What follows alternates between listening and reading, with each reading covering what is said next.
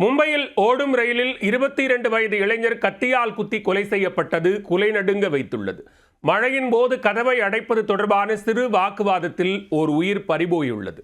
நடந்தது என்ன?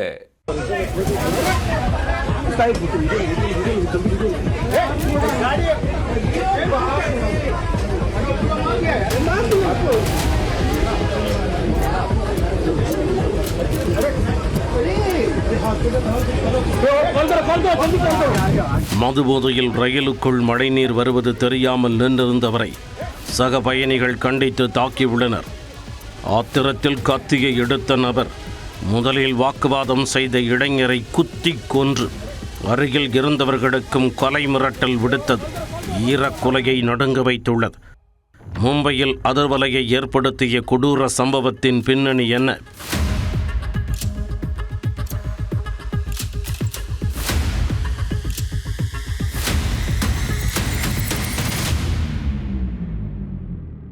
மகாராஷ்டிரா மாநிலம் மும்பையைச் சேர்ந்தவர் 22 வயதான மயங்க் லோகர்.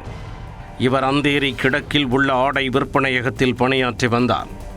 மயங்க் லோகர் இரவில் பணி முடிந்து வீட்டிற்கு திரும்பியுள்ளார். இதற்காக அந்தேரியில் இருந்து மின்சார ரயிலின் முதல் வகுப்பு பெட்டியில் ஏறியுள்ளார். அதே பெட்டியில் 30 வயதான மற்றொரு இளைஞர் மதுபோதையில் ஏறியுள்ளார்.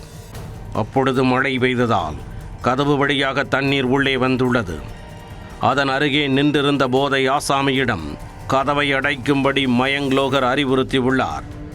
போதையில் இருந்தவருக்கு அது காதில் விழாமல் இருந்துள்ளது. பின்னர் மற்ற பயணிகளும் சத்தம் போட்டதால் வாக்குவாதம் ஏற்பட்டுள்ளது. வாக்குவாதம் கைகலப்பானதும் சக பயணிகள் போதை ஆசாமியை நைய புடைத்துள்ளனர். அதில் ஆத்திரமடைந்த போதை இளைஞர் தனது பையில் வைத்திருந்த கத்தியை எடுத்துள்ளார்.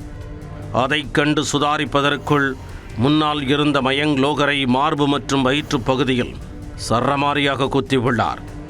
தடுக்க வந்த மற்ற பயணிகளிடமும் கத்தியை நீட்டி உயிர் பயம் காட்டியுள்ளார். பின்னர் போரிவலி ரயில் நிலையத்தில் ரயில் நிற்பதற்கு முன்பே அந்த நபர் கீழே குதித்து தப்பி ஓடியுள்ளார்.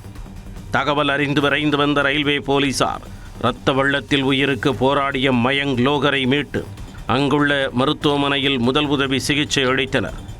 தொடர்ந்து மேல் சிகிச்சைக்காக காண்டிவலியில் உள்ள சதாப்தி மருத்துவமனைக்கு மாற்றப்பட்டார். ஆனால் அங்கு அவர் சிகிச்சை பலனின்றி பரிதாபமாக உயிரிழந்தார்.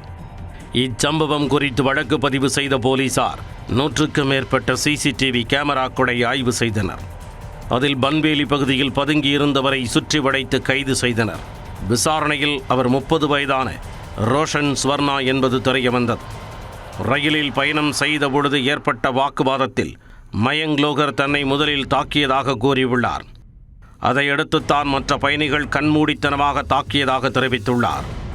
இதனால் ஏற்பட்ட ஆத்திரத்தில் மயங்கை குத்தி கொன்றதாக வாக்குமூலம் அளித்துள்ளார். அதன் அடிப்படையில் ரோஷன் ஸ்வர்ணாவை கைது செய்த போலீசார் நீதிமன்றத்தில் ஆஜர்படுத்தி சிறையில் அடைத்தனர். மும்பையில் மழை பெய்த பொழுது தண்ணீர் ரயிலுக்குள் வந்ததால் கதவை அடைக்க கூறியதில் ஏற்பட்ட வாக்குவாதத்தில் இளைஞர் ஒருவரை போதை ஆசாமி கத்தியால் குத்தி கொலை செய்தது பயணிகள் மத்தியில் அதிர்ச்சியை ஏற்படுத்தியுள்ளது.